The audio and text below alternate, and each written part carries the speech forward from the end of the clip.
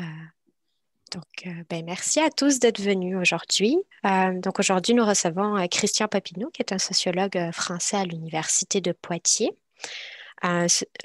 spécialisé en sociologie du travail, mais il s'intéresse aussi depuis le début de ses recherches aux réflexions épistémologiques sur la démarche de recherche en sciences sociales.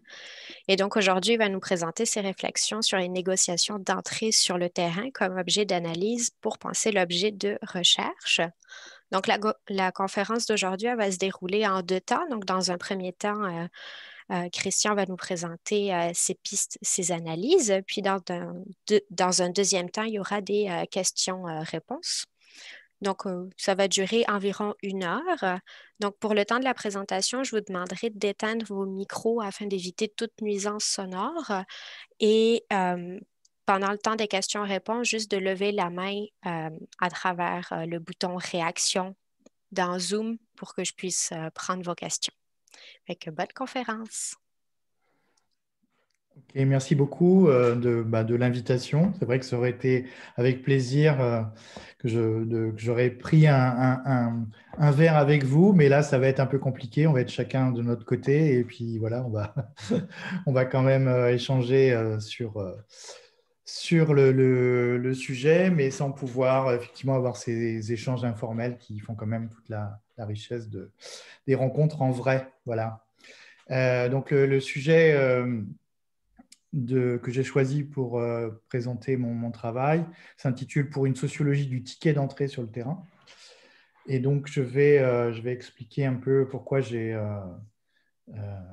choisi ce titre-là, en disant peut-être un peu aussi dans quel cadre ça s'inscrit. Donc, Claire l'a évoqué. En fait, cette réflexion est issue d'une réflexion plus globale que j'avais menée dans mon travail d'habilitation à diriger des recherches. En France, en fait, on n'en finit pas de passer des diplômes et même en milieu de carrière, on continue à passer des diplômes. Donc, pour devenir professeur des universités, il faut soutenir une habilitation à diriger des recherches. Et donc, j'en avais profité pour faire une espèce de synthèse de mes travaux antérieurs. Depuis ma thèse que j'avais fait à Madagascar au début des années 90 jusqu'à des travaux de sociologie du travail en France et au Québec également.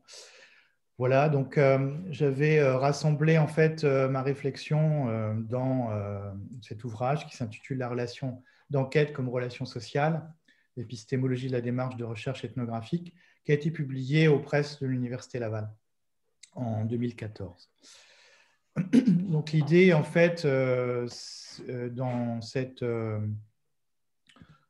ouvrage, c'est de questionner ce que j'avais appelé un impensé paradoxal dans les sciences sociales, un impensé paradoxal et persistant de la relation d'enquête comme relation sociale, avec tout un ensemble de préconisations en fait, qu'on peut voir dans l'histoire de la discipline jusqu'à des déclinaisons très contemporaines autour de cette idée qu'il faudrait neutraliser finalement la situation d'enquête avec ce modèle persistant de l'observateur témoin invisible tel qu'il se met en place dès les premiers travaux de terrain de Bronisław Malinowski, par exemple. Donc, on est dans cet impensé. Donc, j'ai essayé de faire la genèse, en fait, dans l'ouvrage et essayer de comprendre, en fait, les enjeux autour de cette question. Alors, pourquoi paradoxal? Parce que s'il y a bien des spécialistes qui devraient tenir compte au premier chef de la relation d'enquête, c'est bien les enquêteurs de sciences sociales, les sociologues, les anthropologues. Or, ce n'est pas quelque chose qui s'est imposé d'emblée. Et même, je veux dire, il y a encore des formes contemporaines, alors plus savantes, hein, mais de neutralisation de la situation d'enquête qu'on peut voir encore aujourd'hui à l'œuvre. Je l'ai démontré dans mon ouvrage. Donc, l'ensemble des questions, je vais passer rapidement dessus, mais l'ensemble des questions qui sont abordées dans l'ouvrage, c'est d'essayer de rompre pas simplement intellectuellement, mais aussi pragmatiquement avec ce que Pierre Bourdieu avait appelé le dogme de l'immaculée conception des données d'enquête. Donc, comment on peut essayer de dépasser cette immaculée conception, comment faire de la relation d'enquête Et que faire de cette relation d'enquête sans la nier, en déplorer les effets, l'escamoter, la réduire à un paramètre négligeable? Comment aussi éviter de rentrer dans un débat sans fin sur l'efficacité comparée des techniques de neutralisation, où on voit des débats entre partisans d'approches quantitatives par rapport aux approches qualitatives, partisans de l'approche d'observation participante par rapport à l'observation non participante, etc. D'ailleurs, sur ce sujet-là, j'avais écrit un article dans votre revue là, sur cette question de en quoi finalement la longue durée est-elle une garantie, de quoi la longue durée est-elle une garantie en fait dans l'observation participante. Et puis surtout, la question centrale, c'est la question du statut des données d'enquête. En fait, qu'est-ce que c'est au fond qu'une donnée d'enquête en sciences sociales? Comment on pourrait la définir? Et puis, quelle validité pour l'analyse de ces données sont produites dans ces interactions d'enquête. Voilà en gros le sujet du livre. Alors, une partie peut-être un peu plus restreinte a consisté à réfléchir sur ce que on pourrait appeler le ticket d'entrée. Cette entrée sur le terrain, en fait, est souvent réduite à sa dimension de conditions de possibilité de l'enquête. Or, en fait, si on y prête attention, les modalités de l'entrée sur le terrain, elles produisent déjà des données d'enquête. Et donc, si on veut bien se donner la peine de cette analyse réflexive des situations d'enquête, eh bien, on peut en fait en tirer un parti de connaissance, de compréhension de l'objet. L'analyse réflexive des situations d'enquête, en fait, elle est souvent cantonnée en plus à l'analyse des difficultés. C'est quand ça pose problème qu'on s'interroge sur cette entrée sur le terrain pour essayer de comprendre qu'est-ce qui n'a pas marché, pourquoi ça n'a pas marché. Or, bon, il faudrait tout aussi bien s'intéresser sur ce qui a très bien marché, sur les acceptations enthousiastes de l'enquête. Pourquoi on s'interroge beaucoup moins sur ces acceptations enthousiastes que sur les refus ou les réticences. En fait, c'est toutes les modalités qu'il faudrait analyser. Enfin, c'est en tout cas je plaide en quelque sorte pour cette approche-là.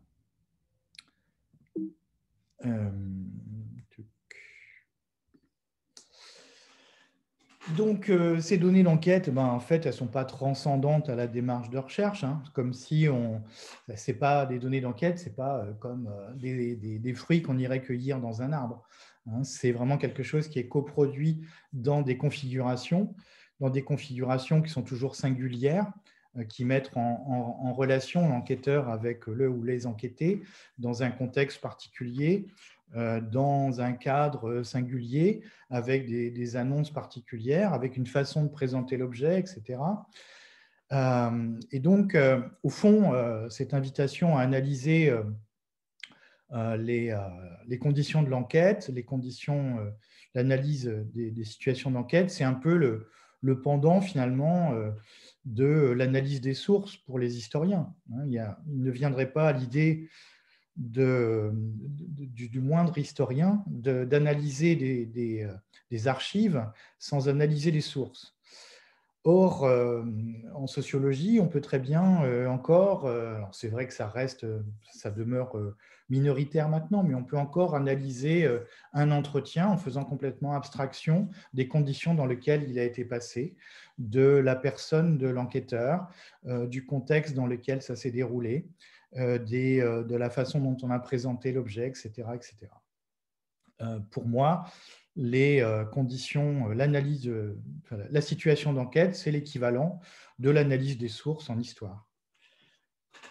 C'est-à-dire, en fait, un principe d'intelligibilité de ces données. Si on veut se donner toutes les chances de bien analyser ces données d'enquête, il faut commencer par en analyser les conditions de production.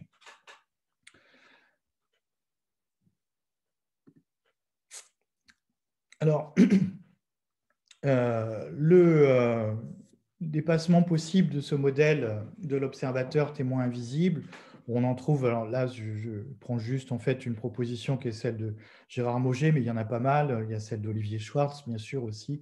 Je j'ai une approche assez franco-française, comme tout bon sociologue français. Donc voilà, dans l'ouvrage, je me suis cantonné en fait à la présentation du débat épistémologique tel qu'il s'est décliné dans la sociologie française, mais je sais que c'est un défaut que je partage avec pas mal de mes collègues de France. Donc, du côté de Mauger, en fait, il nous dit voilà, la vérité des enquêtés ne gît pas plus dans les pratiques qui ont cours ou dans les propos qui sont tenus hors de la présence de l'enquêteur que dans la situation d'enquête. Ces pratiques, ces réactions, ces opinions se définissent toujours dans la relation entre disposition et perception de la situation, qu'il s'agisse de la situation d'enquête, qui est située en général du côté de l'officialité, ou de toute autre situation publique ou privée. Donc, au fond, quelles que soient les configurations d'enquête, y compris lorsqu'il y a une banalisation de la présence de l'enquêteur, parce que souvent le débat dans l'observation participante de longue durée, le débat depuis les travaux de PNF, par exemple, c'était de dire, au fond, avec la longue durée, les enquêtés oublient la présence de l'enquêteur et ils vont faire comme si il n'était pas là. On retrouve ça chez Bisol, par exemple, dans son enquête sur le Front National, etc., chez Pierre Fournier, chez pas mal de gens qui préconisent l'enquête participante de longue durée, avec cette idée qu'au fond, il y aurait un processus d'indigénisation de l'enquêteur et qu'au fond, la question de la relation d'enquête ne se poserait plus avec ce temps de présence de longue durée. Moi, je pense que, y compris avec banalisation de la présence de l'enquêteur, il y a toujours cette nécessité de dire en fait les conditions situées, historicisées, à partir desquelles les données d'enquête ont été construites.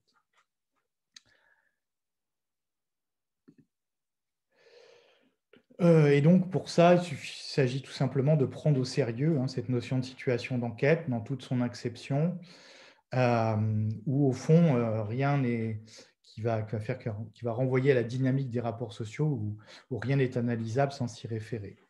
Et pour ça, par exemple, je peux citer les propos de Jean-Claude Combessy dans son petit ouvrage sur la méthode en sociologie, qui nous disait qui nous rappelait tout simplement cette banalité finalement. Ce ne sont pas les mêmes propos qui sont tenus en compagnie d'un membre de la famille, d'un ami ou d'un visiteur, sur le lieu de travail, au café ou lors d'une réunion de famille, selon le sexe, l'âge, le milieu social des interlocuteurs.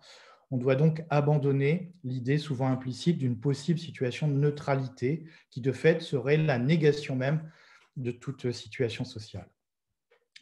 Donc, il n'existe pas de données d'enquête qui ne soient pas produites, engendrées dans un contexte d'enquête singulier, dans une dynamique de relation enquêteur-enquêté.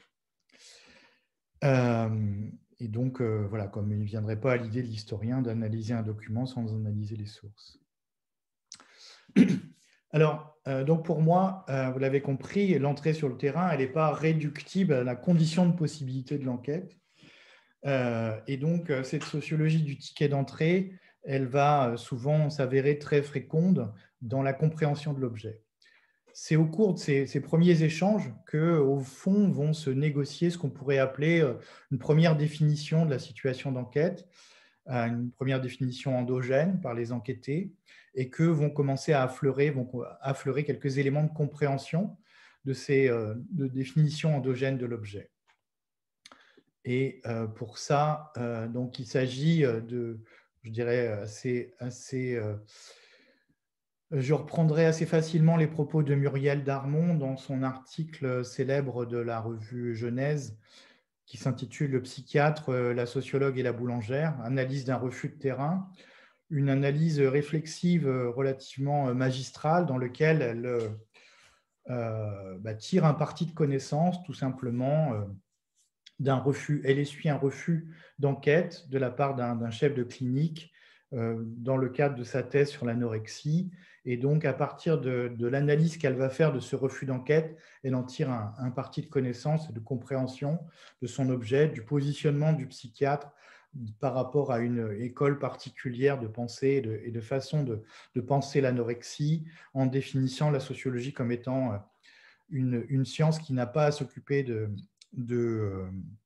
d'objets qui sont le domaine réservé de la médecine, etc. Donc, je vous renvoie, si vous ne connaissez pas cet article-là, à sa lecture qui est absolument magistrale, dans le sens où, effectivement, on est bien sur l'idée que, au fond, même dans un cas limite comme celui-ci, puisque Muriel Darmon essuie un refus d'enquête.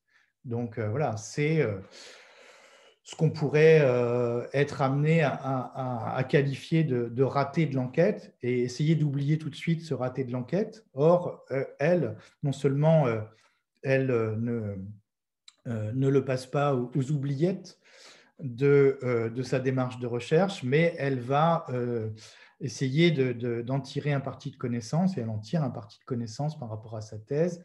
Alors évidemment, vous me direz, si on n'a que des refus, comment on fait? C'est sûr que si on n'a que des refus, c'est compliqué. Mais quand on a des refus et des acceptations, mettre les deux en perspective, ça permet de faire émerger en fait des éléments de compréhension. Et donc, c'est de cette façon-là qu'on peut dire qu'au fond, il est important de redéfinir les frontières de l'enquête. Moi, je dis souvent à mes étudiants de master qu'on a une vision un peu fétichiste finalement des données d'enquête. Par exemple, assez souvent, ils sont paniqués à l'idée que l'entretien ne va pas être enregistré. Je leur dis, mais attendez, il y a des tas d'enquêtes sociologiques très importantes qui sont faites quasiment sans aucun entretien enregistré. Il peut y avoir des entretiens informels. Alors évidemment, c'est autre chose, évidemment, comme configuration. Mais voilà, il faut pas avoir une approche trop fétichiste de la donnée d'enquête. La donnée d'enquête, ce n'est pas à partir du moment où on appuie sur REC de son dictaphone. Ce n'est pas à partir de ce moment-là. C'est dès qu'on rentre en contact, dès les premiers échanges, dès le premier échange de mail, dès le premier courriel qu'on envoie pour solliciter un interviewé. C'est là que commence l'enquête. Et c'est là qu'il y a des données d'enquête potentielles.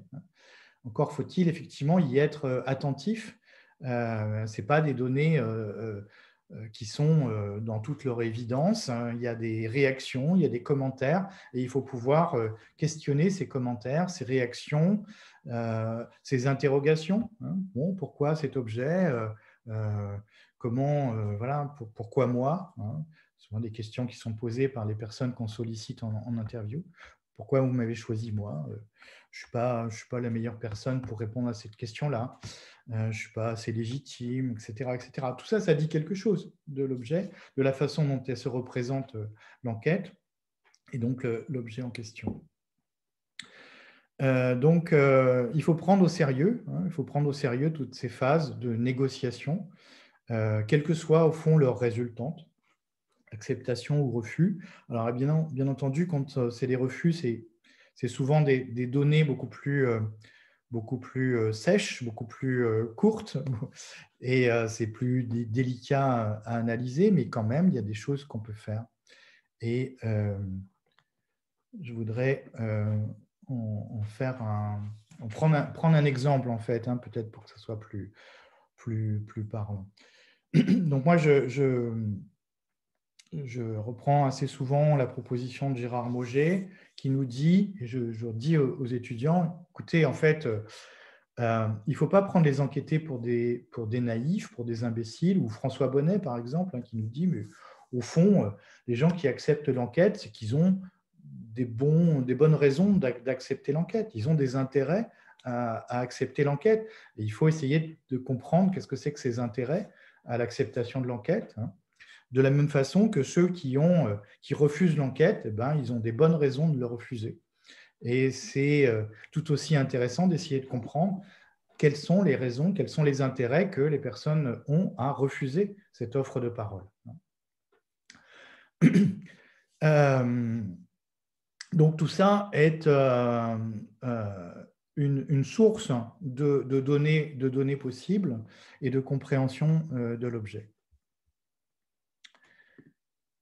Alors, la seule chose, si vous voulez, c'est qu'on ne peut pas analyser les données séparément. C'est-à-dire qu'analyser un refus d'enquête sec, c'est quasiment, enfin, c'est pas possible. Par contre, si on regarde l'ensemble de la démarche, eh bien, on va pouvoir mettre en perspective qui accepte, qui refuse, comment ça a été accepté, par qui, comment ça a été refusé et par qui.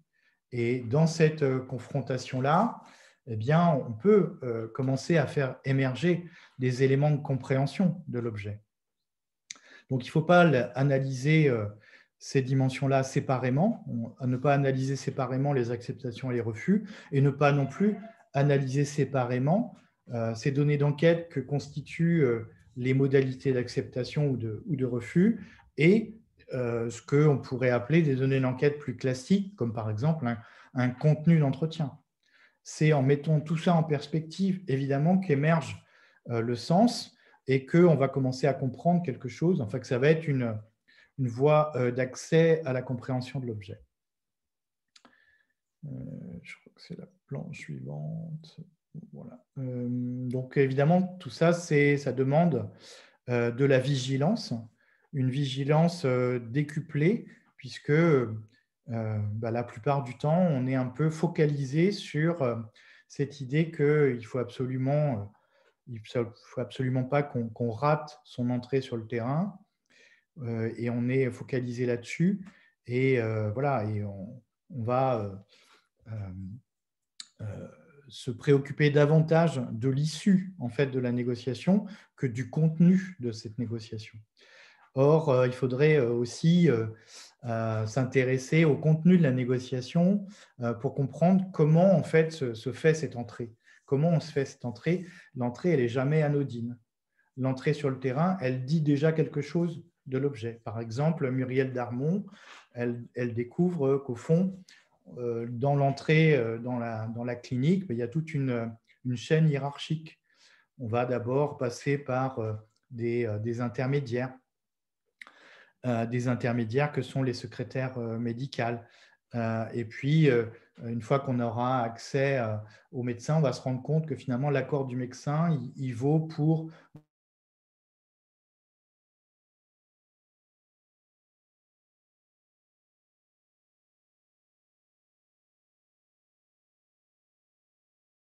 une visite avec un médecin et que du coup, il y a une rencontre avec les patients. Là, du coup, il n'y a plus besoin de solliciter la vie du patient. Donc, on voit bien que ça informe sur tout simplement les logiques de stratification sociale qui sont à l'œuvre dans cet univers. Ça informe sur les rapports sociaux, déjà. Donc, dès les phases de négociation, on a déjà quelque chose, des clés de compréhension de son objet.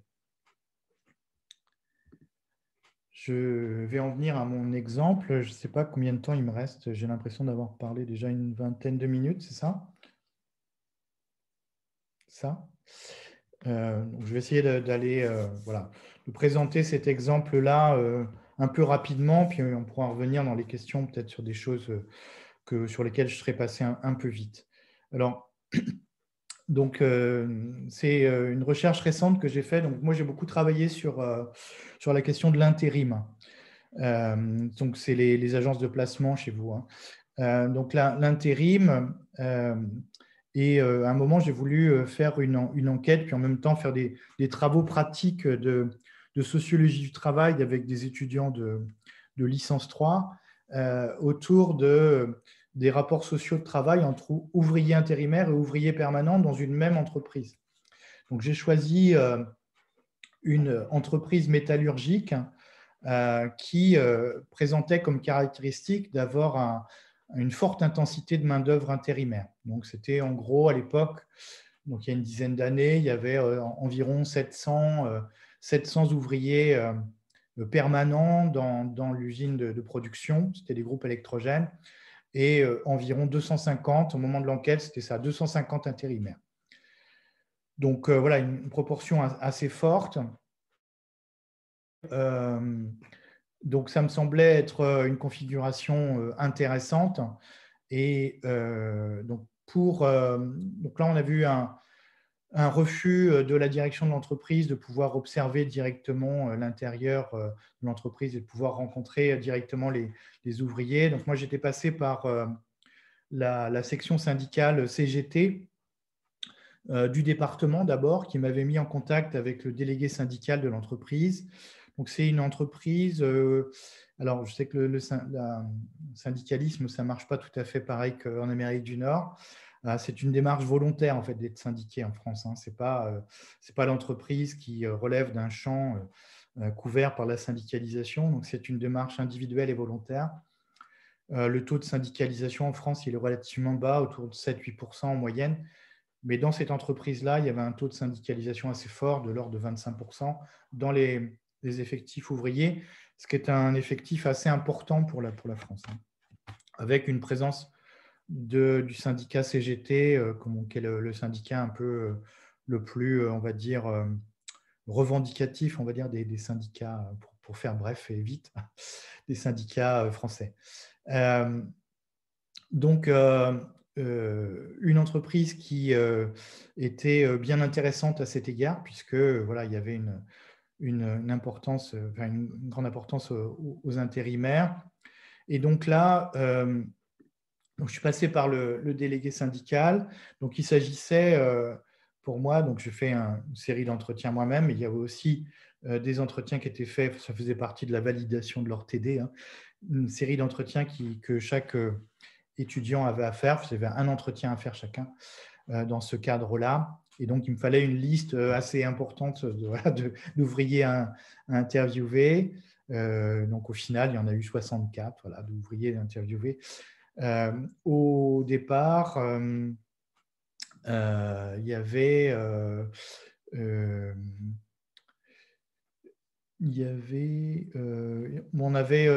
j'avais donc sollicité le délégué syndical, oui, puisqu'on ne pouvait pas rentrer en contact directement avec eux. Donc, j'avais demandé au délégué syndical d'aller à la recherche de volontaires pour l'enquête, en leur demandant en fait leur prénom et leur numéro de téléphone, de façon à ce que chacun puisse ensuite les contacter individuellement pour faire des entretiens. Donc, il y avait autant d'ouvriers permanents et intérimaires qui s'étaient portés volontaires, entre guillemets, sur la liste. Et au moment des contacts effectifs et des entretiens effectifs, finalement, on n'avait plus que 27 permanents pour 37 intérimaires. Donc, des refus plus importants. Quasiment tous les intérimaires avaient accepté. Et on a même complété un peu pour avoir suffisamment d'entretiens ensuite. Et je crois qu'il n'y avait même pas de refus d'ailleurs du côté des intérimaires. Par contre, il y a eu pas mal de refus du côté des ouvriers permanents, ce qui fait que d'emblée, en fait, l'entrée dans cette enquête s'est présentée sous l'angle d'une énigme, en fait, qui était cette énigme d'une différence assez significative d'acceptation de l'offre de parole. Alors, il faut dire que les ouvriers permanents comme intérimaires étaient assez proches en âge, un petit peu plus jeunes pour les intérimaires, mais pas beaucoup. Et puis, surtout, on est dans un contexte là, et tous les permanents, en fait, étaient rentrés dans l'entreprise par un statut d'intérimaire.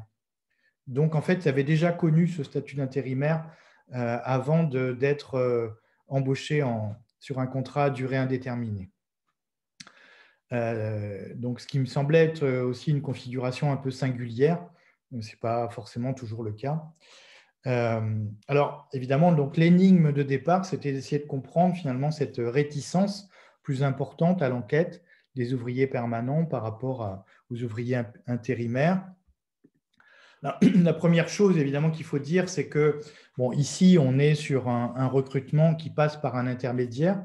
Cet intermédiaire, c'est le délégué syndical. Donc, évidemment que ça a des effets de sélection de la population d'enquête sur une base d'affinité syndicale en particulier. Donc, on va retrouver, par exemple, une surreprésentation chez les ouvriers en CDI d'ouvriers qui sont syndiqués ou sympathisants de la CGT, avec des discours qui sont assez marqués, dénonçant la politique de flexibilité de l'entreprise, dénonçant le recours abusif à la main-d'œuvre intérimaire, et puis qui mettent en exergue en fait une solidarité intra-catégorielle, enfin intérieure de la catégorie des ouvriers, qui est, au fond, va être beaucoup plus revendiquée qu'effective. Donc, il y a un effet de sélection du côté des permanents, un effet de sélection, bien sûr, aussi du côté des intérimaires. Alors, comment on peut comprendre là aussi, bon, j'ai qualifié en fait cette acceptation des intérimaires d'acceptation contrainte. Alors, pourquoi cette notion d'acceptation contrainte? Il y a des tas de degrés dans ces logiques d'acceptation. Au fond, les intérimaires, d'abord, ce qu'on peut dire d'abord, c'est qu'ils étaient plus directement concernés par l'objet même de l'enquête, puisque, au fond, annoncer un objet d'enquête en disant qu'on va travailler sur les rapports intérimaires permanents, c'est souligner d'emblée et de façon liminaire cette question du statut d'emploi comme étant une question importante d'entrée de jeu. Donc, il y a, sans le vouloir, bien sûr, je pensais avoir formulé les choses de façon, alors pas neutre, parce que ça n'existe pas, de formuler les choses de façon neutre, mais de façon au moins ouverte. Et en même temps, je me suis rendu compte assez vite que même en présentant les choses, en disant qu'on allait faire une enquête sur les rapports entre intérimaires et permanents, c'était déjà une forme d'imposition de problématique. Une imposition de problématique qui tient tout simplement au fait que, en annonçant un objet comme ça, on annonce que la catégorie d'emploi est une catégorie pertinente de compréhension des situations de travail dans cette entreprise. Et donc, voilà, ce qui va être dénié chez les permanents qui vont accepter l'offre de parole, qui vont accepter de faire des entretiens. Ce qui était assez impressionnant, c'est qu'ils commencent quasiment tous leur discours par le fait que chez nous, il n'y a pas de problème. Chez nous, on s'entend bien. Chez nous, il n'y a pas de différence entre les intérimaires et les permanents. C'est-à-dire qu'ils commencent par affirmer très fortement une dénégation de la pertinence de la segmentation par le statut d'emploi, d'emblée. Donc, autant les intérimaires sont plus directement concernés, autant les permanents, du coup, ils perdent un peu la vedette, en quelque sorte, dans les hiérarchies internes à l'entreprise. Quelque part, ça vient un peu contrarier ces hiérarchies implicites, puisque on commence par être intérimaire, puis ensuite, on passe permanent, et quand on passe permanent, on accède à un salaire qui peut être un peu plus important, on accède à une progression surtout du salaire, on accède à des postes qui sont plus qualifiés, etc. etc. Or là, l'enquête, elle venait en quelque sorte tordre cet ordre des choses dans l'autre sens, quoi, en mettant sur la sellette, en mettant en exergue cette question du statut d'intérimaire. Par contre, du côté des intérimaires, eux, ils étaient un peu plus directement concernés, puisque en soulignant la question du statut d'emploi, on leur offrait potentiellement une tribune pour exprimer leur insatisfaction d'un statut d'emploi subi et leurs aspirations à être embauchés. Par rapport à d'autres contextes aussi, il faut dire que dans cette entreprise-là, la plupart des intérimaires souhaitaient être embauchés comme permanents, ce qui n'est pas du tout le cas dans d'autres configurations d'entreprise. J'ai beaucoup enquêté sur l'intérim, dans l'agroalimentaire, par exemple, où on trouvait des formes de déclassement dans l'emploi. Il y a des tas d'intérimaires à qui on proposait des CDI qu'on ne voulait pas. Par contre, ici, c'était assez majoritairement souhaité. Je surveille l'heure en même temps, oui, il va falloir que j'accélère, c'est ça. D'autre part, et ça c'est une dimension qui est apparue assez vite, le processus de titularisation ou d'accès au CDI dans cette entreprise fait l'objet de revendications très fortes par la CGT. Et les délégués syndicaux, alors ils n'ont pas un pouvoir important, mais ils sont quand même consultés par la direction des ressources humaines pour savoir qui il faut titulariser. Et donc, au fond, se faire bien voir en quelque sorte du délégué syndical, ça peut être intéressant en cas de souhait de titularisation. Et il y en a un qui, à la fin de l'entretien, croise le délégué syndical et voilà, qui dit, le délégué syndical, il me dit il faudrait que je parle de toi au DRH et après il dit à l'enquêtrice après l'entretien, tu vois là, il a dit qu'il avait parlé de moi au DRH, donc etc. Alors du côté syndical, il ne faut pas perdre de vue non plus que s'impliquer dans la titularisation, c'est aussi une voie importante de syndicalisation, hein. Parce que voilà, quand le délégué va s'impliquer pour titulariser un intérimaire, bon, alors c'est pas automatique, mais il va le voir après en disant bon, voilà, bon, tu as donné un coup de main, maintenant tu es en CDI, bon, ça serait bien que tu prennes ta carte, quoi. Et donc, voilà, c'est aussi quelque chose voilà, qui fait l'objet d'un échange, en fait, aussi, et c'est l'implication du syndicat là-dedans, elle est aussi avec ce bénéfice-là attendu, quoi, on va dire. Même si c'est pas automatique et c'est pas systématique, mais voilà, il y a quand même une attente implicite qu'il y ait cette adhésion. Du côté des permanents, en fait, le refus ou les réticences, ou même voilà, tout ce qui va être des dénégations après qu'on va avoir dans le début des discours, c'est par rapport à leur rapport qui est très ambivalent vis-à-vis de la question de l'intérim. Pourquoi il est ambivalent? Parce que d'un côté, ils vont dénoncer cette politique de flexibilité. Et moi, dans un article précédent dans Société contemporaine, j'avais montré par exemple que par exemple, les permanents, ils refusaient finalement de former les nouveaux intérimaires. Ils en avaient marre de former les nouveaux intérimaires. Et qu'au fond, cette semaine de formation sur le tas qui est organisée pour chaque nouveau, c'est les intérimaires un peu plus âgés qui prennent en charge cette formation, parce que les permanents n'en veulent plus, ils en ont marre. Donc, il y a une espèce de dénonciation de cette politique de flexibilité. Et en même temps, eh bien, ils ont ce que l'on pourrait appeler des petits avantages coupables à la présence des intérimaires. Alors, c'est quoi ces petits avantages coupables? Eh bien, c'est tout simplement que les intérimaires se retrouvent à faire, comme Hughes l'a bien identifié, le sale boulot. C'est eux qui se retrouvent sur les postes les plus difficiles à tenir, où les cadences sont les plus dures, où on est sur un travail qui est très routinier, alors qu'on peut être sur un travail beaucoup moins taylorisé quand on monte en gamme, en particulier de groupes électrogènes.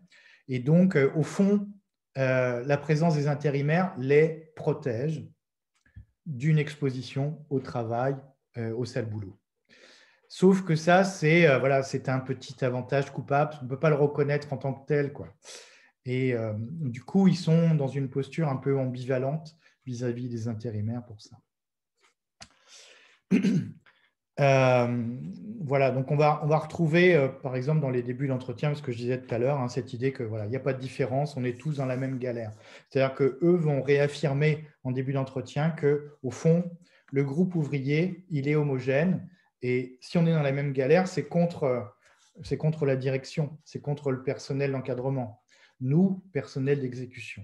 Donc, ils ne veulent pas, en fait, admettre que il y ait ces différences de statut et surtout que ça se traduise aussi par des formes de division du travail dans l'entreprise, de façon à ne pas reconnaître non plus une quelconque responsabilité dans une situation qui serait une situation discriminée à l'égard des intérimaires.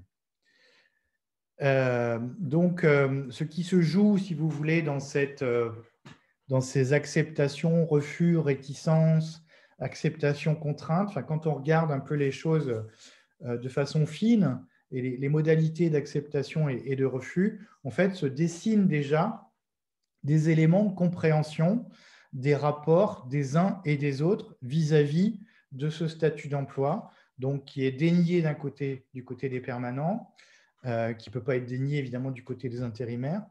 Et on est déjà sur quelque chose qui nous met sur une piste de compréhension de l'objet, pour peu qu'on y prête attention et en regardant les choses, voilà, en les articulant bien entendu avec le contenu effectif des entretiens. Voilà pour un exemple, si vous voulez, de ce que peut donner cette sociologie systématique du ticket d'entrée quand on prête attention effectivement à ce qui se joue dans ces modalités d'acceptation ou de refus et pas simplement quand on regarde juste le résultat, c'est-à-dire un accès aux enquêtés ou un refus aux enquêtés. Voilà, je vous remercie de votre attention. Je vais arrêter mon partage. Je vais laisser la parole aux participants et aux participantes s'ils ont des questions à poser. Est-ce qu'il faut que je regarde le chat en même temps ou Non, non? je vais m'en occuper. Ok, ça marche. Oui, allez-y, allez, Alassane Keita.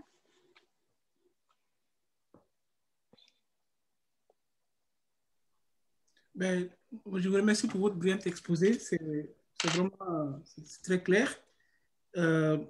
Cependant, moi, j'ai une question à vous poser. C'est concernant la présence prolongée du chercheur dans le milieu social en question. Est-ce que, selon vous, cette présence prolongée, n'est-ce pas, qui peut induire ici une certaine familiarité du chercheur par rapport aux enquêtés, peut aussi constituer une forme de biais dans sa collecte de données?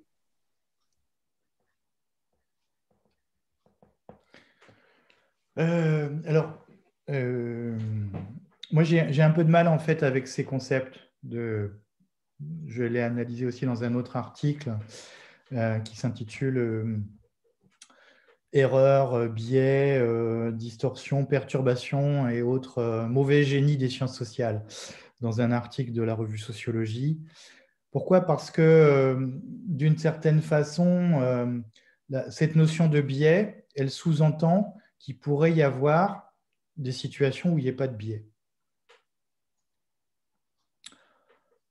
Je préfère parler de configuration singulière, de situation d'enquête, configuration singulière, plutôt que de recourir en fait à ce concept de biais ou de perturbation qui repose sur une vision un peu dichotomique. Quand on parle de biais, on sous-entend qu'il y aurait des situations qui ne seraient pas biaisées. De même que quand on parle de perturbation de l'observateur, on sous-entend qu'il y aurait des situations où l'observateur ne perturberait pas la situation. Alors, bon, la notion de perturbation tend à être un peu laissée de côté. Celle de biais, par contre, continue à l'être. Ce qu'il faut donc bien voir, c'est qu'au fond, quelles que soient les configurations, il faut regarder en fait ce qui se joue dans la relation d'enquête, quand bien même la présence de l'observateur est une présence prolongée, où il y a un processus de banalisation de sa présence, de familiarisation. Moi, j'ai expérimenté sur une enquête très longue, sur plusieurs séjours. J'ai passé 2 ans et demi à Madagascar pour faire ma thèse de doctorat. Entre le début de mon séjour où je parlais à peine malgache et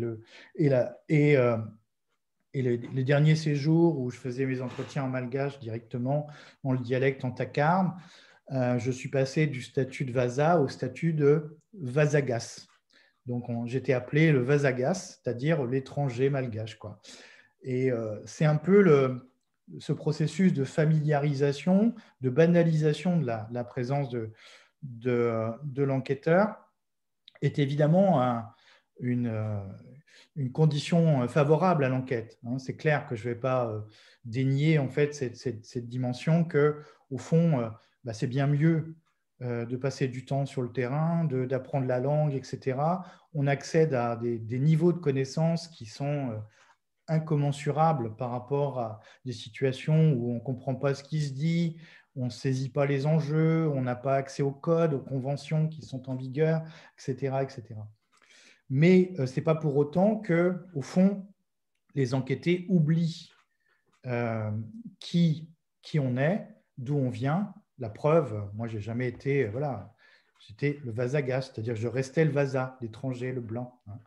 Et donc, ce statut, en fait, qu'on peut appeler d'étranger intime, bon, bien entendu, il est favorable à l'accès à la connaissance, mais voilà, il faut le prendre en compte, bien entendu, parce que ce qui va nous être dit à ce moment-là, eh bien, c'est par rapport à ce qu'on représente pour les enquêtés. Hein, et quand bien même, voilà, on peut changer le statut. Moi, j'ai fait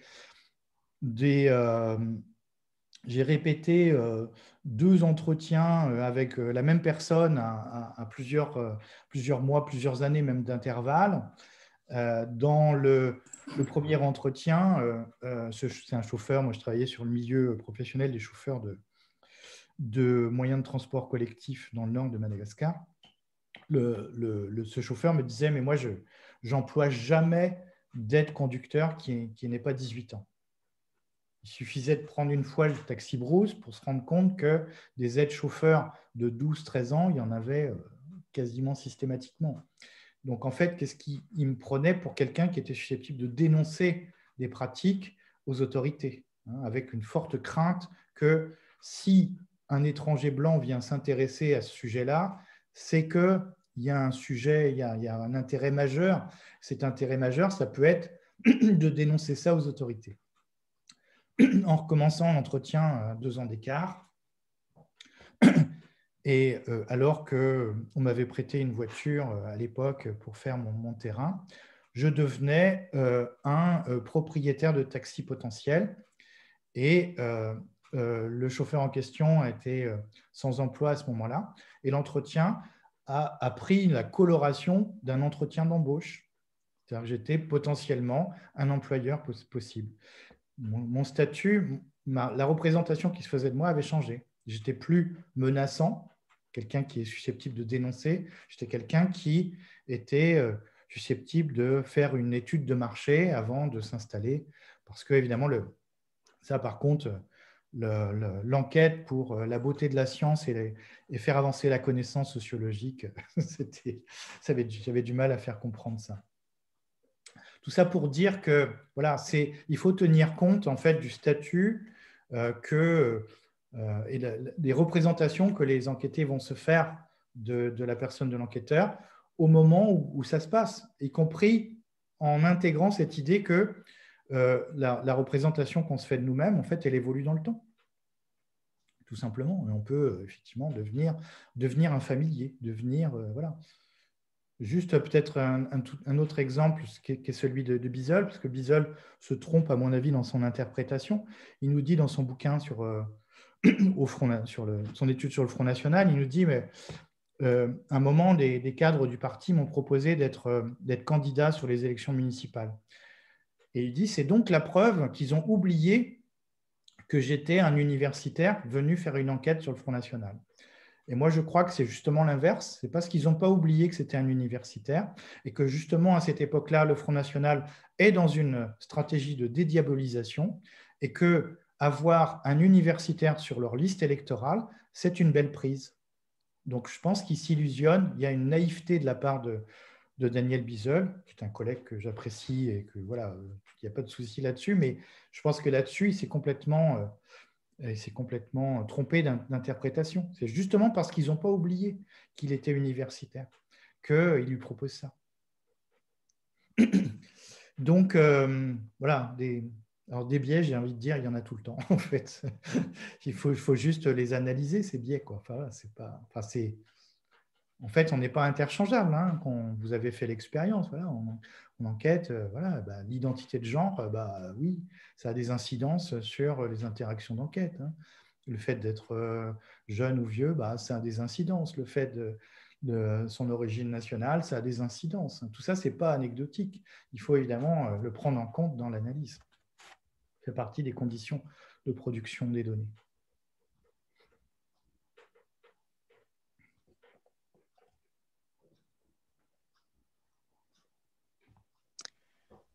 Est-ce que tu as une question, Louis? Oui, vas-y. Oui, merci, M. Papineau, pour votre présentation. Euh, j'ai rajouté un symbole à la place de... OK. Euh, Ma question, c'était plutôt par rapport à bon, un des arguments ou un des points que vous avez soutenus pendant la présentation, qui était, bon, évidemment, par rapport au fait de prendre en considération les ratés d'enquête, notamment les refus de participation à un entretien ou à d'autres types d'échanges. Euh, de les comprendre non pas comme bon, un échec, une donnée à discarter, mais comme un élément d'information à articuler ou à utiliser en combinaison avec d'autres matériaux du terrain.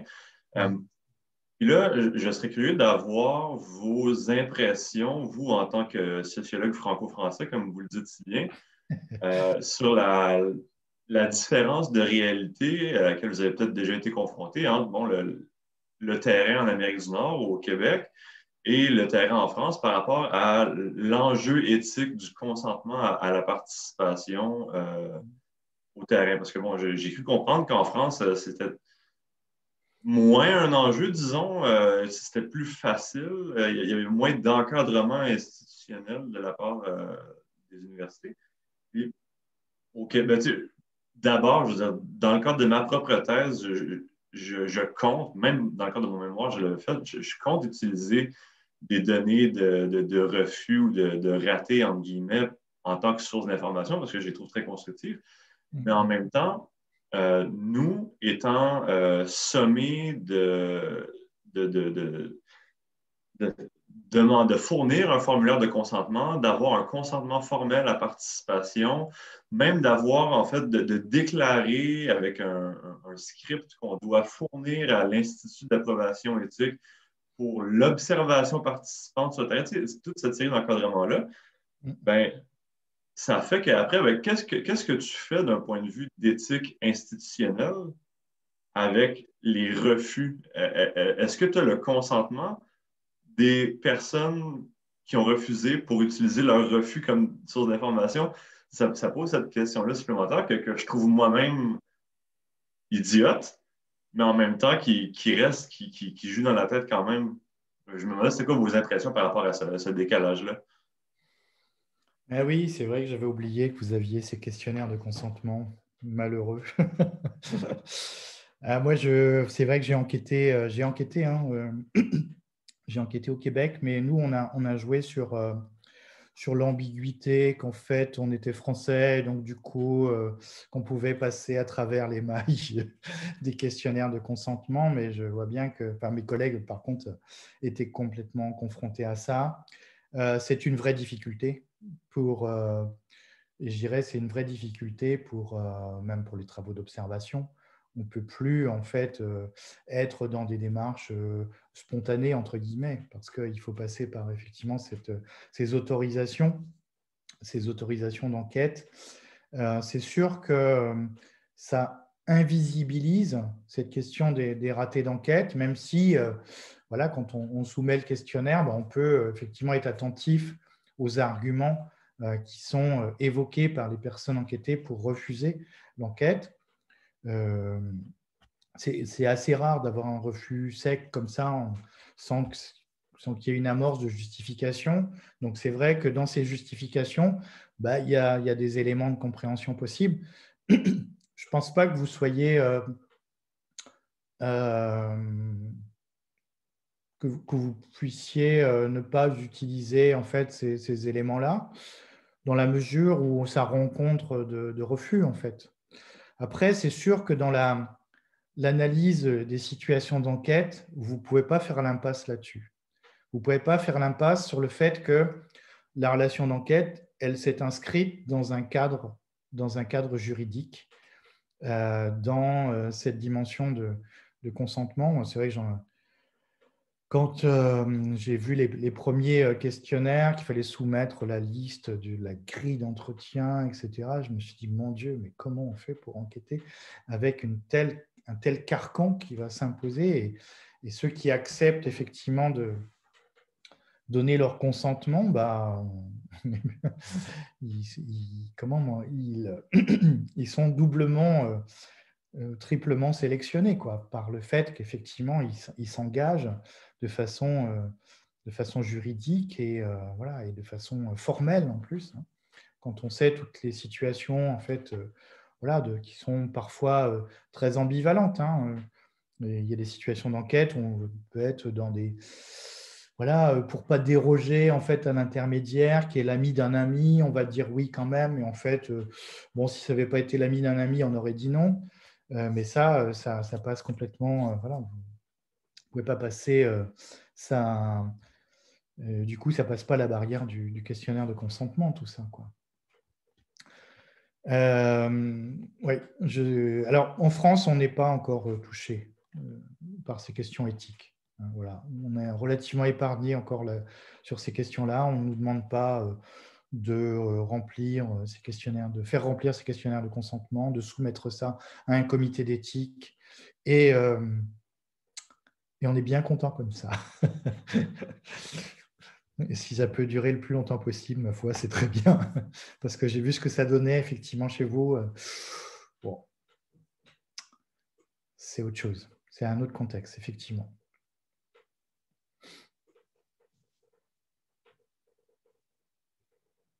Oui, Maxime? Oui, merci beaucoup, M. Papineau. Très belle présentation. Puis Frédéric nous avait fait lire dans un séminaire de vos textes qui m'avait été bien utile au niveau de mon mémoire. Puis je me suis reconnu dans beaucoup de vos réflexions. J'ai aussi fait un travail de sociologie, ethnographie, un terrain dans le domaine du travail, avec pas des intérimaires, mais des travailleurs migrants temporaires, puis sur la question des relations avec les travailleurs locaux notamment. Puis justement, parce que j'avais plein de commentaires à faire, notamment sur la question de l'imposition de la problématique que vous avez parlé. Moi, ce que j'ai remarqué, c'est que j'amenais ma problématique un petit peu différemment selon à qui je parlais, sans que ça soit faux. Mais par exemple, auprès des travailleurs migrants, j'avais tendance à plus l'amener comme une étude sur la localité où j'étais, sur la réception par les locaux de la venue des travailleurs migrants. Puis quand je parlais aux travailleurs locaux, j'étais un peu plus sur la question de l'intégration des travailleurs migrants. Donc, c'était vrai dans les deux cas, mais c'est comme si ça déplaçait, c'était pas sur eux directement. Quand je leur parlais, c'est comme si c'était un peu de biais, donc ça passait très bien. Moi, sur la certification éthique, personnellement, si je veux me faire un peu l'avocat du diable, j'ai quand même... pour moi, ça a été une manière de réfléchir à des enjeux potentiels, avant même d'arriver sur le terrain, des enjeux éthiques aussi, mais qui pourraient se présenter. Notamment, j'ai l'impression qu'il nous force à réfléchir à des risques de conflit d'intérêts, par exemple, ou de risques comme, par exemple, moi, d'interviewer des travailleurs migrants à statut précaire. Il fallait que je réfléchisse à est-ce que ça allait les mettre en danger par rapport à l'employeur, par exemple, d'être vu avec moi ou tout ça. Donc, puis j'ai senti une ouverture de la certification éthique à ces questions-là. Moi, j'ai eu pas l'obligation de faire signer des formulaires de consentement. J'ai eu l'autorisation de faire de l'observation participante sans problème. T'sais.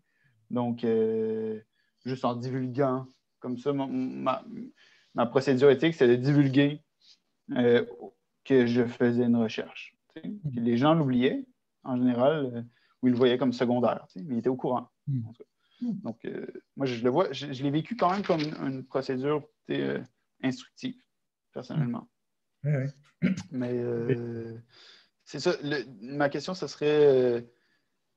j'ai aussi réfléchi, justement, moi, j'ai un petit chapitre qui porte sur l'étranger. J'étais un étranger pour les locaux, parce que j'étais notamment mon nom de famille, j'avais l'air de venir peut-être de la localité. Puis pour les travailleurs migrants, j'étais un drôle de local parce que je parlais espagnol. Donc, j'étais pas tout à fait comme les autres qui rencontraient sur place. Mais puis j'ai donc eu des données de cette position-là notamment. Mais quelle place pour cela au final dans un rendu de recherche? Dans le sens que j'avais tellement de données que face à l'ampleur de ces données-là, puis à prioriser, quelles données. Je ne sais pas si vous m'entendez. C'est un peu haché, mais... Oh, ça a bugué. OK. Donc, est-ce que vous m'avez entendu ma question? Pas complètement, je pense. OK. C'était juste quelle place, dans le fond, pour ne pas obscurcir d'autres données, des témoignages. Moi, j'ai été confronté à, j'en avais des données sur ma position, mais comment les intégrer au final, quelle place leur donner, sont importantes, mais j'en ai tellement d'autres, puis qui sont issues des entretiens ou d'autres choses. Comment faire jouer ça dans le rendu? Oui, ça, c'est vrai que c'est une question épineuse. Surtout qu'il y a une tendance, en fait, je disais qu'il y avait encore des travaux qui reposaient sur la neutralisation des situations d'enquête, mais il y a aussi toute une tendance, en fait, à l'analyse réflexive des situations d'enquête qui s'est pas mal développée en France, avec une dimension presque d'exercice obligé scolastique. Par exemple, il y a plein d'articles de la rubrique savoir-faire dans Genèse, dans la revue Genèse, qui, au fond, décortiquent de façon très détaillée des situations d'enquête. Mais au fond, quand on finit l'article, on se dit, mais en fait, il travaille sur quel objet? Et c'est vrai que ça a tendance à devenir un exercice scolastique, quoi, quelque chose un peu obligé qu'on met en exergue au début du mémoire ou en postface ou en annexe. Alors que moi, je pense qu'il faut vraiment l'intégrer, l'analyse des situations d'enquête comme une source de données d'enquête à part entière. Et donc, pouvoir utiliser en fait ces éléments-là dans la démonstration, comme quand on utilise un extrait d'entretien, une note d'observation, des statistiques qu'on va mobiliser pour asseoir sa démonstration, pour poser son analyse, pour la justifier empiriquement. Moi, je pense qu'il faut pouvoir mobiliser aussi des éléments d'analyse réflexive des situations d'enquête. Alors, avec la difficulté que vous évoquez, c'est-à-dire que les situations d'enquête, elles ne sont pas tout le temps les mêmes, elles évoluent, elles peuvent être variées d'un enquêté à un autre, parce qu'on ne présente pas exactement les choses de la même façon en fonction des enquêtés qu'on va rencontrer. Donc, c'est toute la difficulté, en fait, de saisir en même temps qu'on enregistre ces données d'enquête ou qu'on note ces séquences d'observation, de saisir en même temps ce qui se joue dans les interactions d'enquête à ce moment-là, avec ce type d'enquêté-là, par exemple. C'est un vrai enjeu de pouvoir non pas en faire un supplément d'âme, mais d'en faire vraiment quelque chose qui est une voie d'accès à la connaissance de l'objet, quoi. De la même façon que des données beaucoup plus classiques, entre guillemets. Après, comment on écrit son mémoire avec ça, c'est vrai que ça peut être un peu délicat. Il faut sans doute exposer la démarche de recherche d'un côté et puis pouvoir reprendre à différents moments de la démonstration des éléments, des réflexions sur un dispositif d'enquête, sur une question qu'on a posée qui a fait réagir, une façon de présenter les choses qui a aussi suscité des commentaires ou des réactions, etc. Ce n'est pas un exercice, en fait, c'est pas une voie forcément plus facile, mais moi, ça me semble être une voie plus juste parce que justement, en faisant ça, on rend vraiment compte des conditions de production de ces données d'enquête. Merci. Oui, vas-y, Frédéric. Oui, merci, Christian. En fait, je pense que je rajouterais plus juste, en fait, je dirais peut-être inévitable, parce que la question de Maxime, d'une certaine manière, c'est que ça va se faire de toute manière. Si ça ne se fait pas de façon explicite, ça va se faire de façon implicite, dans la mesure où la relation d'enquête et une certaine, c'est peut-être mal dit, mais une certaine manifestation de la configuration plus générale de l'objet qu'on tente d'élucider. Fait que ça va se faire bien malgré lui. Puis c'est vrai que la question, tu sais, qu'est-ce qu'on entend par condition de production des données? Qu'est-ce qu'on entend théoriquement, mais aussi après comment on l'incarne dans le faire sociologique? C'est vrai qu'on a comme l'impression, c'est comme un exercice à côté, à part, alors que du début, tu l'as montré assez bien dans ta présentation, que le simple fait de dire aux enquêtés, voilà ce qu'est notre recherche, ça, comment dire, ça oriente le reste, mais ça n'oriente pas le reste de façon mécanique, c'est-à-dire que ce n'est pas le ou la sociologue qui détermine de façon unilatérale voilà la configuration d'une recherche, c'est qu'il y a un ajustement des deux côtés de comment on lit l'autre, la lecture qu'on fait de l'autre. Fait que déjà là, pour moi, c'est déjà du début de la construction d'un objet de recherche, théoriquement, ça va même jusqu'à l'intérêt de connaissance de la personne qui fait. Ça part du début jusqu'à la fin. C'est pour ça que c'est drôle. Puis moi aussi, j'ai constaté ça. Là, j'ai horreur du mot réflexivité. Je suis plus capable de l'entendre parler parce que j'ai comme l'impression que c'est justement un exercice scolastique où au début, on dit, voilà, je suis ça. Je sais que c'est des biais, mais bon, au moins, je le dis. Mais c'est vrai qu'il y a un enjeu parce que méthodologiquement, comment on fait? Puis en fait, c'est la question un peu que je te posais. Qu'est-ce qu'on entend par condition de production des données? Puis comment on le matérialise concrètement dans la recherche? Mais en fait, j'ai déjà un peu répondu à la question que je pose. Ouais. Mais parce que je sens chez les étudiants, puis surtout ceux qui font de l'analyse de discours, c'est cette difficulté-là je dirais, à matérialiser le discours ou en tout cas à l'inscrire dans cette configuration plus générale. Tu as donné l'exemple, la relation d'enquête, c'est une relation sociale comme les autres d'une certaine manière, puis il faut la prendre à bras-le-corps. Mais encore là, il y a quelque chose qui coince, je ne sais pas trop pourquoi. Peut-être parce que, comme tu as dit, comme tu as montré, on est pris dans un modèle positiviste où on pense qu'on peut observer le social sans biais. Oui, et puis modèle dichotomique aussi, où il y aurait une espèce il y aurait une vérité qui serait celle en fait qui existerait avant l'enquête, et puis une fausseté qui serait celle qui arriverait avec l'enquête. Et il faudrait essayer de gommer en fait cette fausseté pour atteindre la vérité. Ouais, il y a encore ça qui est très présent en termes de représentation sur la question. Après, voilà, les conditions de production de ces données, ben, c'est vaste.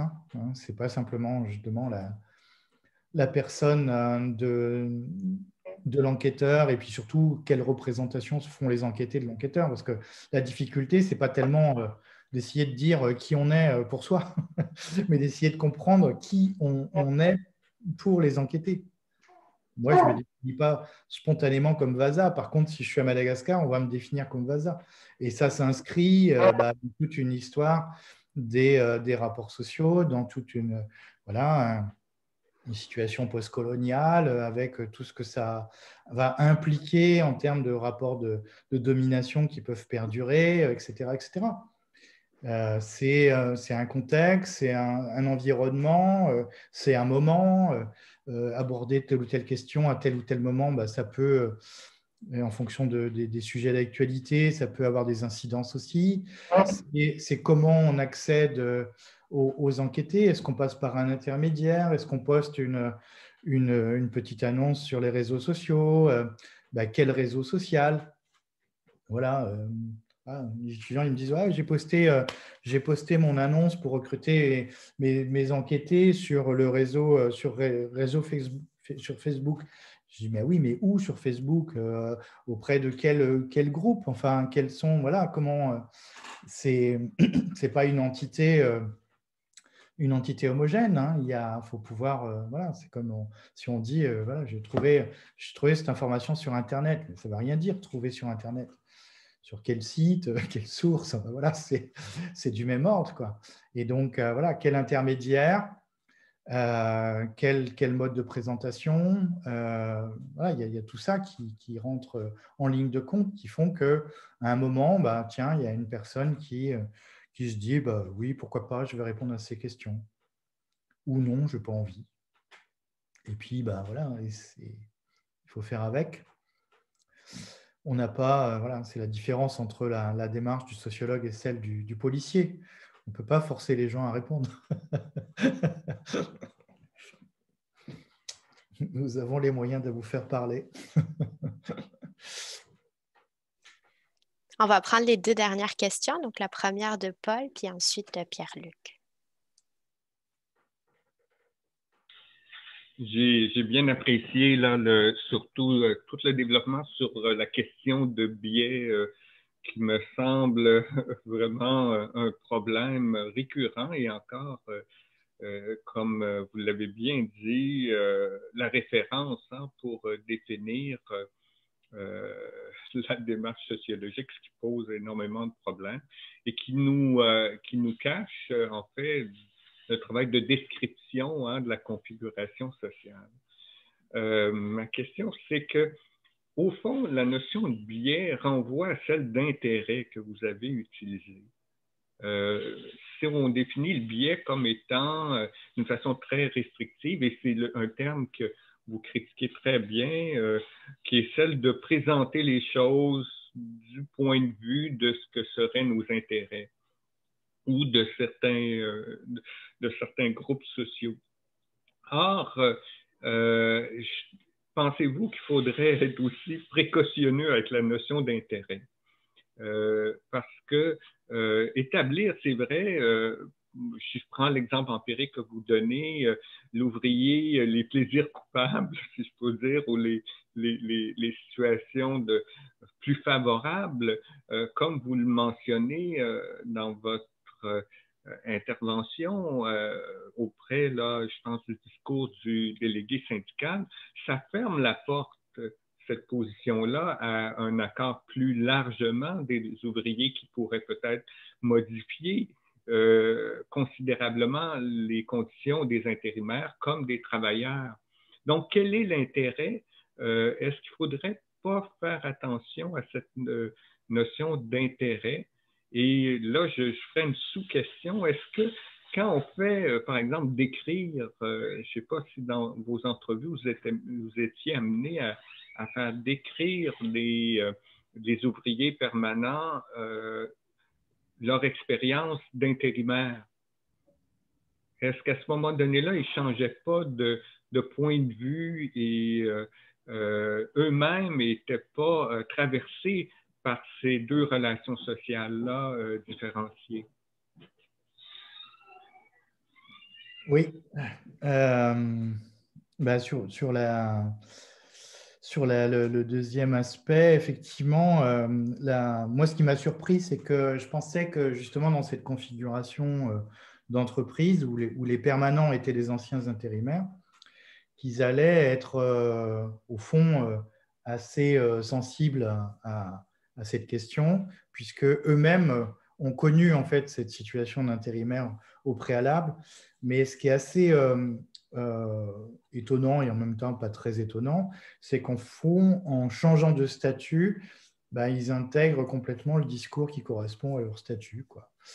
Y compris, moi, ce que j'ai vu après dans l'article de Société contemporaine sur le refus de formation, ce que j'ai découvert, c'est qu'au fond, ils allaient jusqu'à naturaliser les attitudes des uns et des autres, en se traitant mutuellement.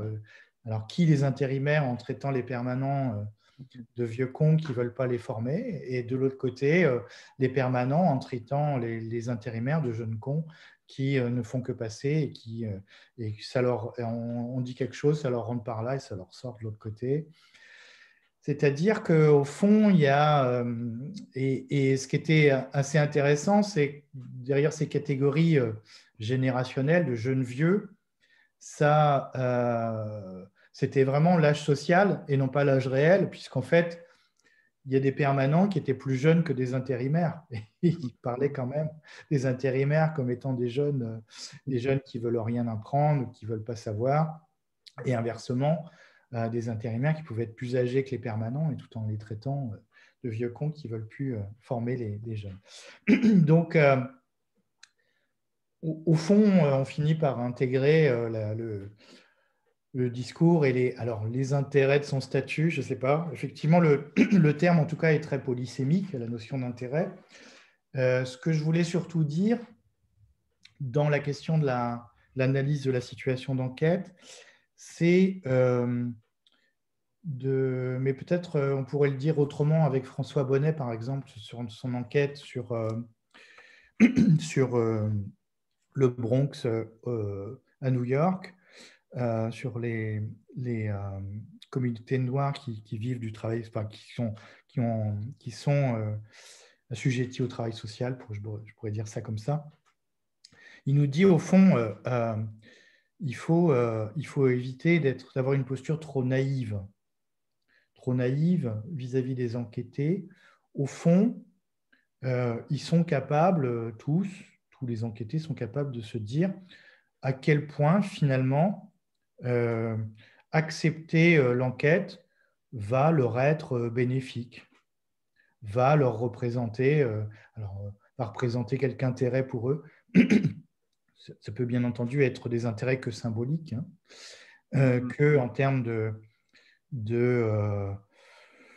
soit de gratification symbolique, soit d'espérance que, par exemple, le sociologue puisse se faire le porte-parole d'une cause, puisse porter une parole de dénonciation d'une situation de discrimination, par exemple.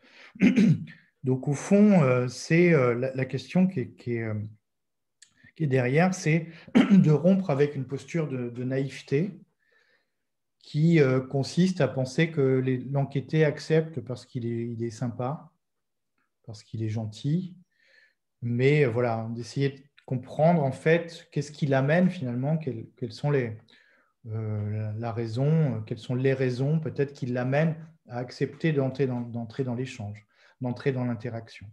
De la même façon que voilà, dans la vie de tous les jours, finalement, on est interpellé par quelqu'un dans la rue et au fond, il y a, par exemple, dans une configuration, on va accepter d'entrer dans l'échange et dans une autre, on va refuser.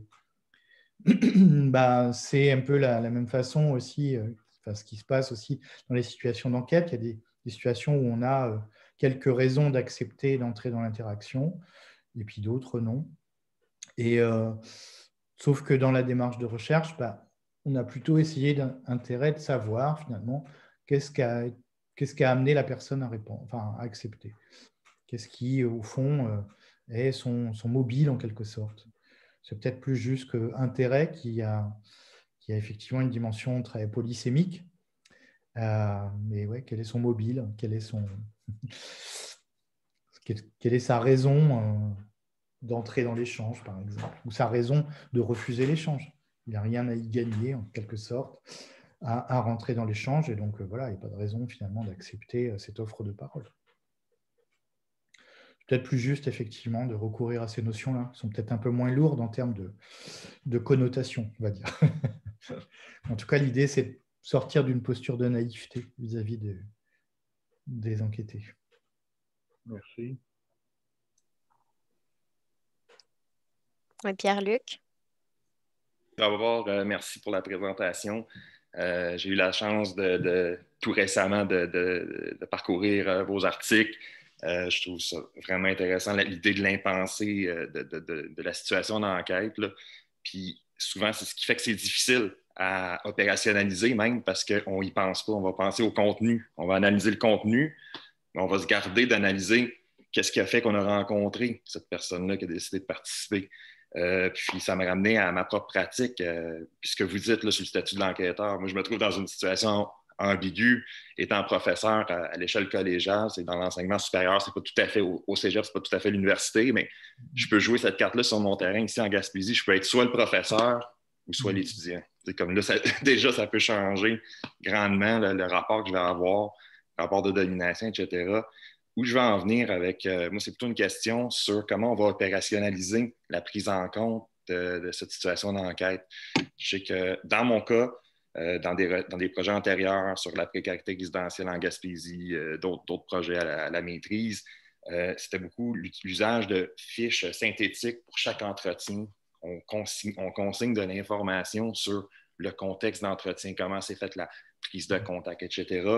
Ou sinon, j'imagine que ce type d'information-là, par exemple, un reflux, ça va être plus dans un journal de terrain qu'on va noter ça, puis qu'on va analyser par après ce refus-là. Mais je me demandais si vous avez pensé à un dispositif pour consigner des informations ou des informations à ne pas oublier, absolument pas oublier sur une situation d'enquête ou une situation d'entrevue. Il ne faut pas oublier telle information parce que souvent, si on n'y pense pas avant, ben, ça va rester de l'impensé. Très bonne question. Si j'avais la liste de tout ce qu'il faut à l'avance, je pense qu'on passerait à côté effectivement de la dimension.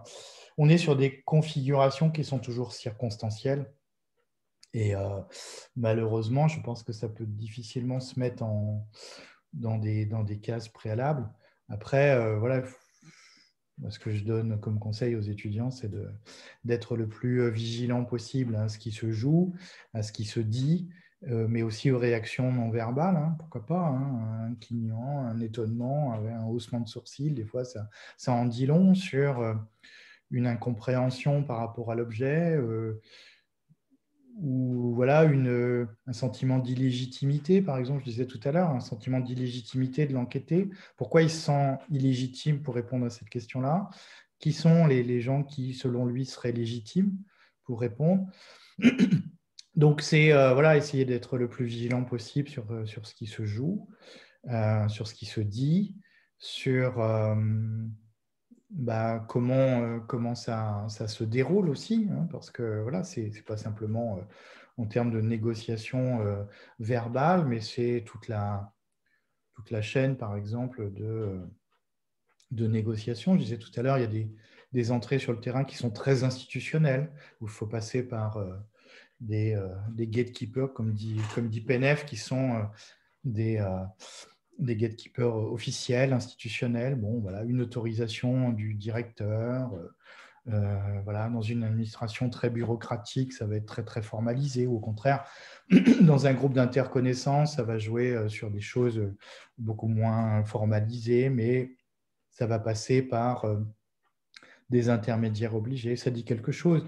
Par exemple, les Pinson et Pinson-Charlot, quand ils enquêtent sur l'aristocratie et la haute bourgeoisie, ils découvrent qu'au fond, le mode d'entrée dans ce milieu social, c'est par cooptation. Ça ne peut être que par cooptation, parce que c'est un mode de fonctionnement du groupe. On ne peut pas rentrer si on n'est pas coopté. Et donc, dans l'enquête, c'est pareil, il faut être coopté. Bon, en fait, voilà, c'est être attentif à toutes ces modalités qui sont toujours singulières. Il n'y a pas, voilà, ça, ces modalités d'entrée dans l'aristocratie et la haute bourgeoisie, c'est spécifique à l'aristocratie et la haute bourgeoisie. Il faut qu'il y ait un intermédiaire qui se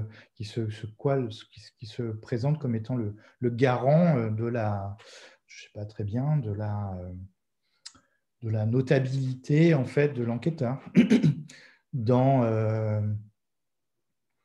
Il faut donner des gages au chef de gang, par exemple, pour William Footwhite, dans sa relation avec le chef de gang à Boston. Voilà, c'est toujours un peu singulier, en fait, les modalités d'entrée sur le terrain, et ça dit toujours quelque chose du milieu, du fonctionnement du milieu, des logiques sociales endogènes aussi. Qu'est-ce qui est valorisant, qu'est-ce qui est valorisé, qu'est-ce qui ne l'est pas, quels sont les éléments de stratification qui ne sont pas toujours, c'est pas toujours un organigramme officiel, ça peut être des choses très informelles.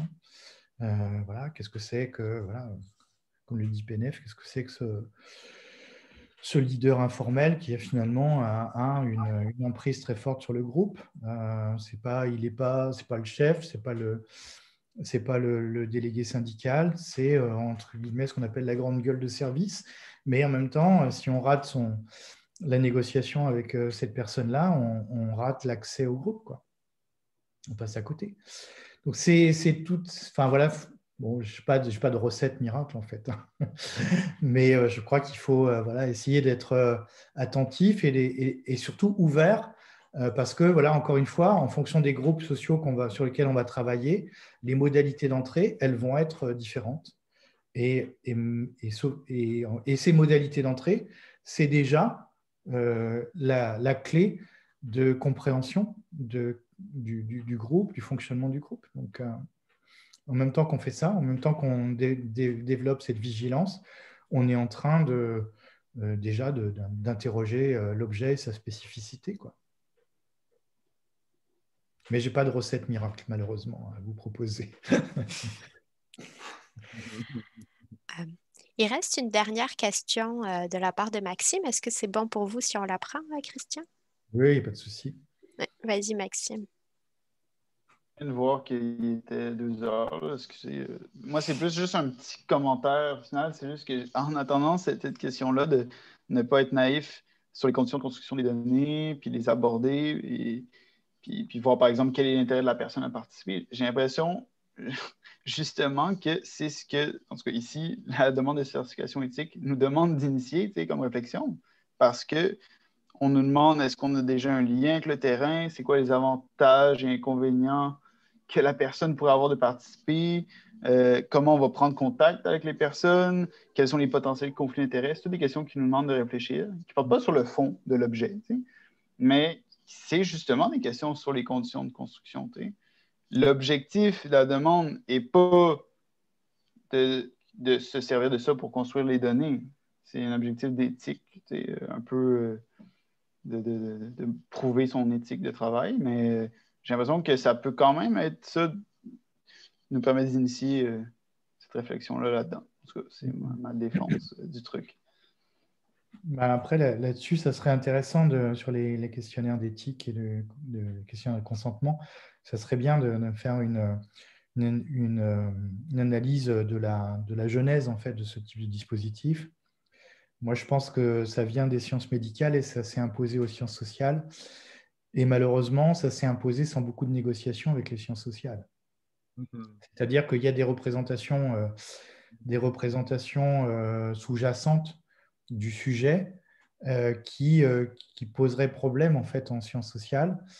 Et voilà, mais ça c'est les rapports de force entre disciplines.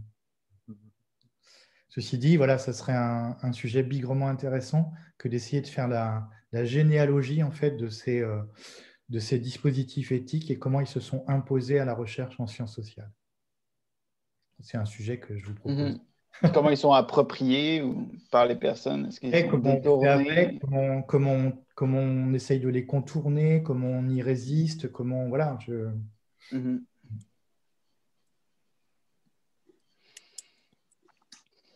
Et c'est pas toujours si facile que ça. D'essayer de faire avec. En tout cas, ça serait... Je ne sais pas s'il y a d'ailleurs des travaux qui ont été faits là-dessus, mais je trouve que ça serait bigrement intéressant de faire une espèce de généalogie de comment c'est arrivé et puis au fond, qu'est-ce que ça produit comme effet finalement sur les dynamiques de recherche, au-delà des démarches singulières, individuelles, mais sur les dynamiques plus globales en fait. Hein. Oui. Si je peux me permettre, le prochain numéro de Sociologie Société porte sur ces questions-là. Que j'avais co-dirigé avec Emmanuel Bernheim, et Paul Sabourin aussi a participé aussi. Puis Paul avait fait un travail aussi dans les cahiers de recherche sociologique sur les questions éthiques. Puis dans le numéro de Sociologie Société, il y a un texte justement d'une collègue, Emmanuel Bernheim, qui a travaillé sur la justice, sur les groupes de défense des personnes qui se présentent seules, sans avocat, des organismes d'aide juridique. Puis elle explicite les démêlés, en fait, les obstacles qui se sont présentés devant elle et qui menaient finalement à terme à l'impossibilité même de faire sa recherche parce qu'on lui refusait même jusqu'à lui accorder la possibilité de tenir une position qui avait été négociée à la fois avec le groupe communautaire en question qu'elle avait intégré. On lui refusait. Fait que c'est un peu ça. Je ne dis pas que l'exercice est en soi illégitime, mais les dérives montrent aussi, peut-être, comme tu disais, le fait que ce soit importé des sciences médicales, c'est la lecture de l'intérêt aussi. Fait que peut-être qu'à partir du moment aussi où les sciences sociales n'apparaissent que mues par une question d'intérêt, c'est-à-dire que les collègues sont en concurrence les uns avec les autres, on ne lit nos collègues que par la question de l'intérêt, puis par l'intérêt de connaître, parce qu'effectivement, il faut qu'il y ait un intérêt, sinon, à quoi bon faire ce qu'on fait? On a des intérêts, c'est sûr. Sauf que l'intérêt de connaissance, s'il ne semble être qu'une question d'intérêt commercial, d'une certaine manière, ou d'obtention de ressources, ben, là, tout le monde se protège. À la fois, les institutions se protègent. Puis, à Ferret, ben, le signal qui est donné aux enquêtés, comme tu disais tantôt, Christian, quand ils lisent le formulaire, ils disent « Oh, là, je m'embarque dans un processus juridique, moi, qu'est-ce que je fais? » Puis alors que moi, quand je faisais du terrain, c'était des gens qui issus, si on veut, des milieux populaires. Ils signaient le formulaire, ça leur prenait 5 secondes. Je dis, mais ils ne l'ont pas lu. C'est sûr qu'ils ne l'ont pas lu. Puis, à la fin de l'entretien, après 3 heures, pourquoi déjà vous faites ça? Fait que, bon, le consentement libre éclairé, des fois, c'est. Enfin. Mais c'est passionnant. Le numéro sur l'éthique dont parle Frédéric, j'ai fait avec Nathalie Mondin, c'est justement pour essayer de définir une éthique d'un point de vue sociologique et non pas juridique, et d'une éthique de la recherche à une éthique dans la recherche. Et ça va tout à fait avec l'exposé que vous nous avez fait aujourd'hui.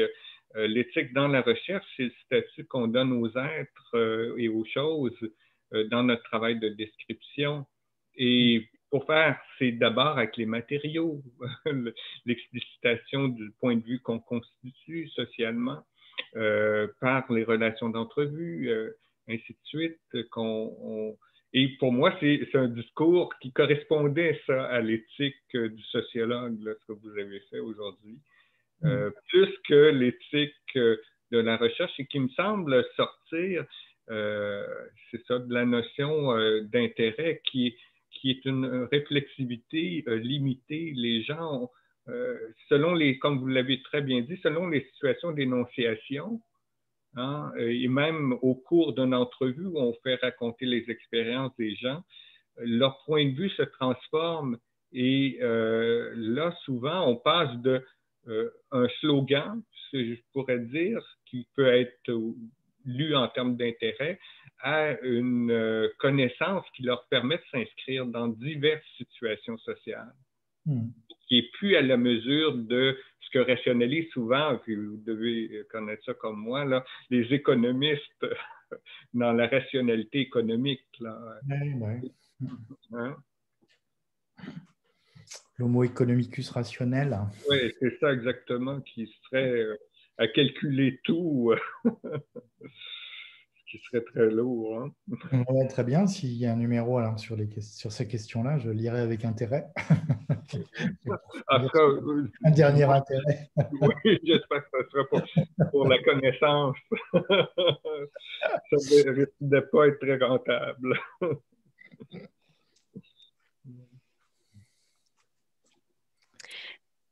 Eh bien, merci beaucoup, Christian, pour votre temps. C'était une présentation.